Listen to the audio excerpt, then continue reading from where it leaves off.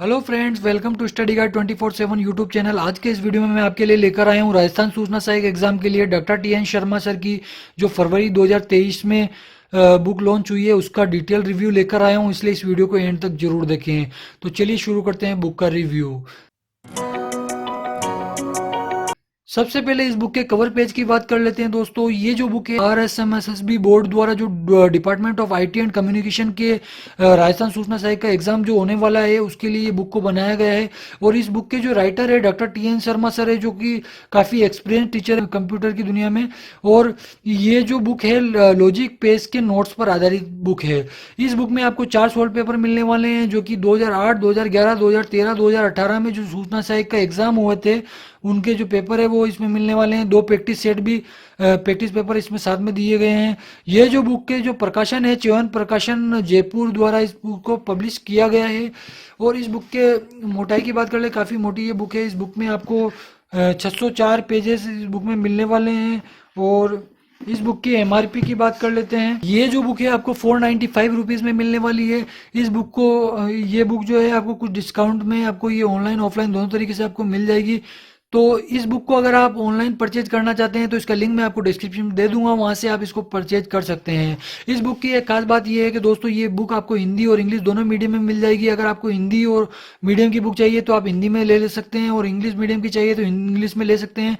दोनों जो book launch हुई है न्यू, उनका लिंक मैं आपको डिस्क्रिप्शन में दे दूंगा, वहां से जाके आप इस बुक को परचेज कर सकते हैं। इसके इंडेक्सेस की बात कर लेते हैं। इसके जो सोल्ड पेपर दो, सबसे पहले इन्होंने चारों सोल्ड पेपर इन्होंने दे रखे हैं।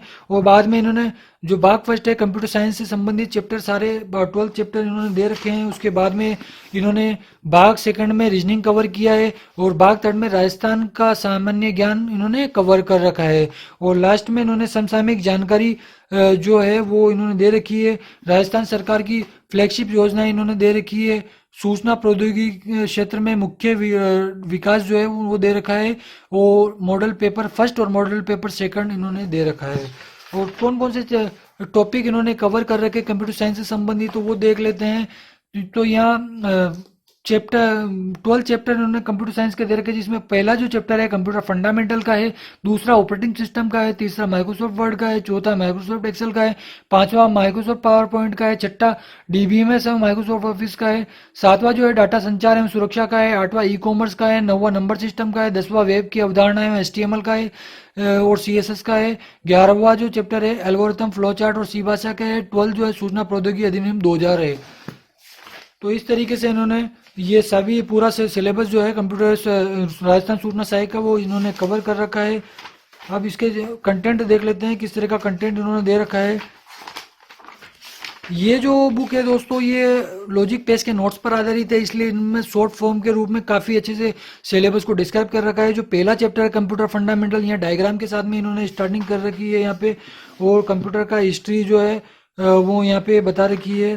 फिर उन्होंने कंप्यूटर की पीढ़ियाँ बताई है, कंप्यूटर की जनरेशन जो है, और कंप्यूटर की रचना जो है, input device, central processing unit, output device यहाँ कवर कर रखा है, पॉइंटिंग डिवाइसेस यहाँ दे रखी है जो, और आउटपुट डिवाइसेस कौन कौन सी है वो बता रखी है, प्लॉटर्स।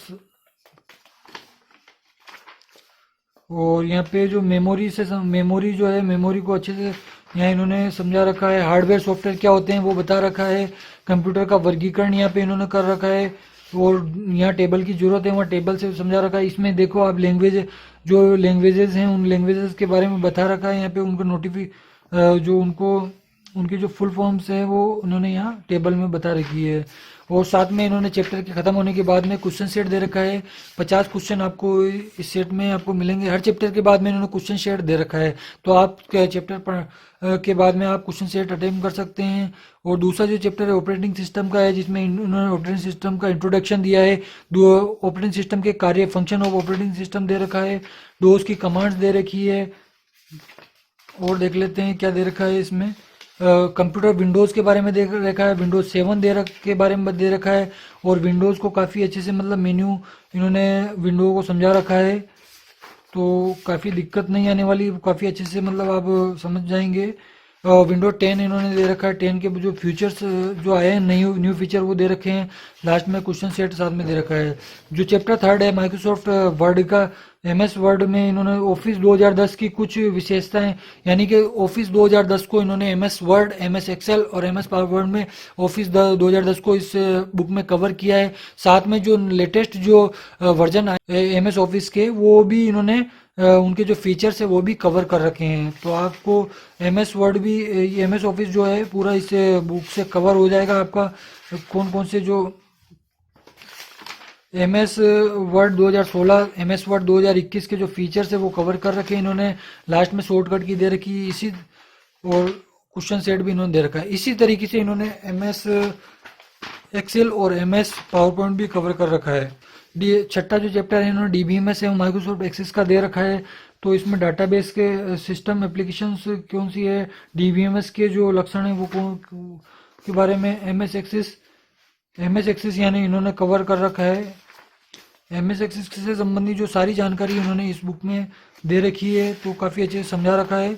जो सिलेबस राजस्थान सूचना सहायक है वो अच्छे से इसमें कवर कर रखा है।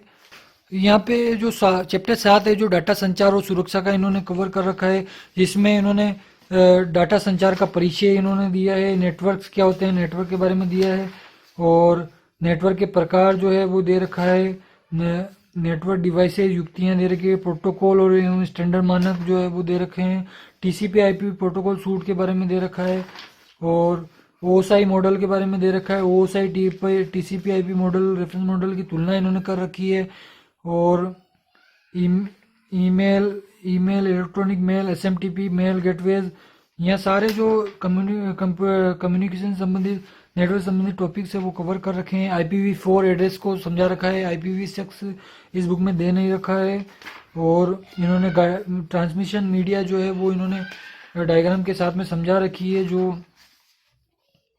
और TCP IP प्रोटोकॉल्स और पोर्ट्स के बारे में जो इम्पोर्टेंट जो डेफिनेशंस है वो इन्होंने दे रखी है यहाँ पे। और यहाँ पे जो सिक्योरिटी से संबंधित यहाँ पर थ्योरी आपको मिल जाएगी, तो वो आप यहाँ से पढ़ सकते हैं। और चैप्टर 8 जो है ई कॉमर्स से संबंधित उन्होंने दे रखा है।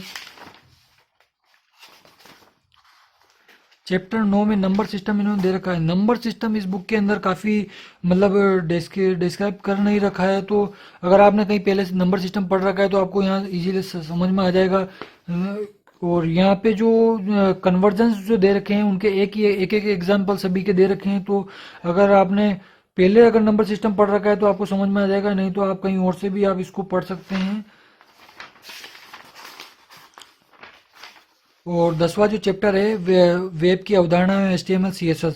ये जो चैप्टर मैंने देखा है ये काफ़ी मतलब अच्छे से थ्योरी काफ़ी अच्छी दे रखी है इसके अंदर। आप तो यहाँ अगर आपने पहले नहीं पढ़ा है तो यहाँ से आप पढ़ सकते हैं, समझ में आ जाएगा आपको इस चैप्टर के अंदर। वो जो इन्होंने नेक्स्ट जो चैप्टर दे रखा है वो एल्गोरिथम, फ्लो चार्ट और सी भाषा का दे रखा है। एल्गोरिथम को थोड़े से इन्होंने थोड़ी सी थ्योरी दे रखी है, मतलब शॉर्ट रूप में।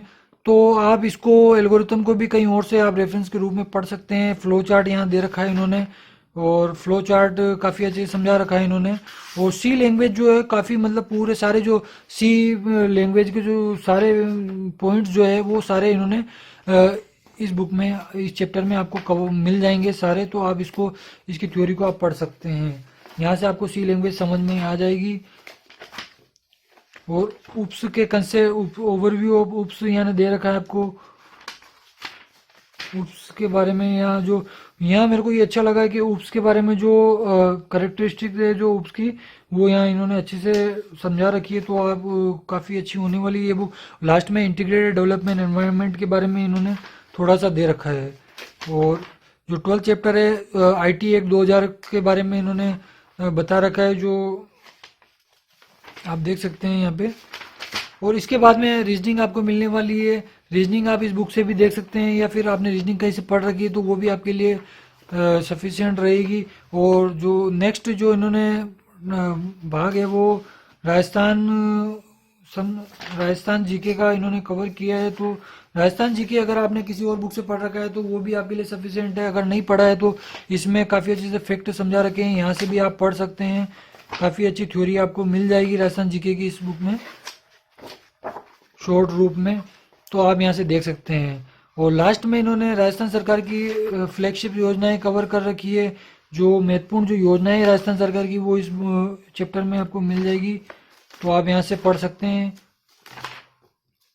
और साथ में इन्होंने मेजर डेवलपमेंट इन आईटी के क्षेत्र में जो मुख्य सूचना प्रौद्योगिकी के क्षेत्र में मुख्य विकास है उससे संबंधित राजस्थान की जो स्कीम्स और प्रोजेक्ट्स वगैरह जो एप्लीकेशन वगैरह है उसके बारे में इन्होंने यहाँ डिस्क्राइब कर रखा है। तो यहाँ आप देख सकते हैं लास्ट में इन्होंने मॉडल पेपर फर्स्ट और मॉडल पेपर सेकंड दे रखा है।